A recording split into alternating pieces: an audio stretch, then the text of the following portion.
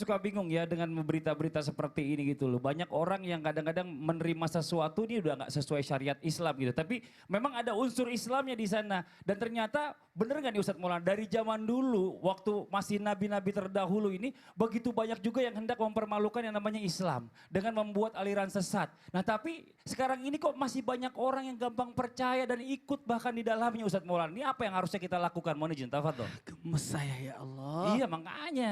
Izin Sasam. Bismillahirrahmanirrahim. Bismillahirrahmanirrahim. Yadurru ma'asmi syaitanir rajim. Oh puang, meletulu kak kasih lalu kak kasih perlindungan dari segala macam bahaya yang ada di langit dan segala macam bahaya yang ada di bumi. Maparin aja paha, merusak sekali ini. Adanya aliran-aliran yang mengatasnamakan Islam tapi tidak mengikuti syariat. Sudah jelas-jelas ibadah kita ada lahir dan batin. Yang lahiri adalah rukun Islam, yang batinnya adalah rukun iman. Dan tata caranya adalah rukun ihsan. Nah pada dasarnya sudah ada dasar agama kita. Ngapain? Kalau di luar dari ajaran Islam hati-hati. Mohon maaf, mungkin dia tidak berkata agama. Kalau dia berkata agama ini tapi tidak mengatasnamakan agama Islam. Tidak ada masalah, no problem. Tapi kan, apa benar kan? No problem. No problem. Tapi kalau dia sudah mengatasnamakan agama Islam, tapi tidak sesuai syariat Islam, nah ini yang bahaya. Makanya disebut sesat dia. Nah, pertanyaannya Mas Fadli bagus nih. Apakah di zaman dahulu sudah ada yang seperti itu? Jawabannya sudah ada.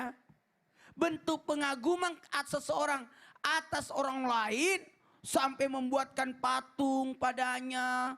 Lama-lama keturunan berikutnya, itu keturunan, itu orang berjasa di negeri kita. Generasi berikutnya karena dia tidak tahu, oh orang dikagumi. Generasi berikutnya orang baik, generasi berikutnya orang berjasa. Lama-lama dia sembah. Lama-lama dia sembah. Dan ada juga, mohon maaf, bukan hanya bentuk kesirikan. Ada juga, maaf saya pinjam kata-kata ini. Bentuk karena kurangnya ilmu. Atau bahasa singkatnya orang bodoh. Tidak mau belajar agama. Ketika Nabi Musa alaihissalam pergi ke Gunung Tursinain. Dan ketika kita kembali kaget. Melihat umatnya sudah menyembah, maaf, patung sapi. Patung anak sapi yang bersuara.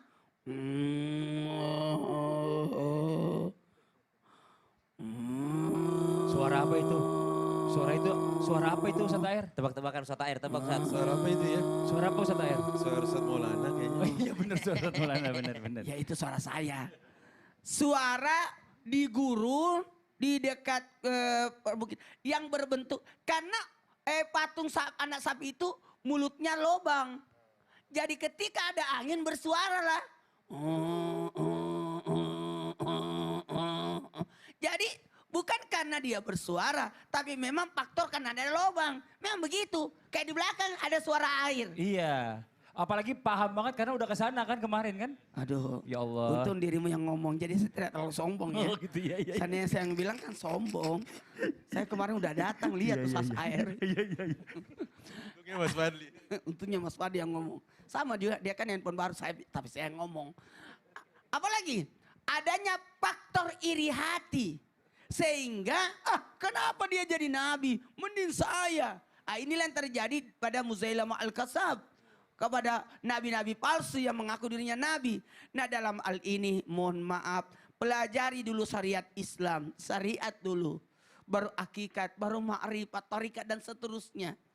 Jangan langsung kepada yang pada tarikatnya, pada hakikatnya. Belum belajar syariatnya. Inti daripada ibadah adalah mengingat Allah.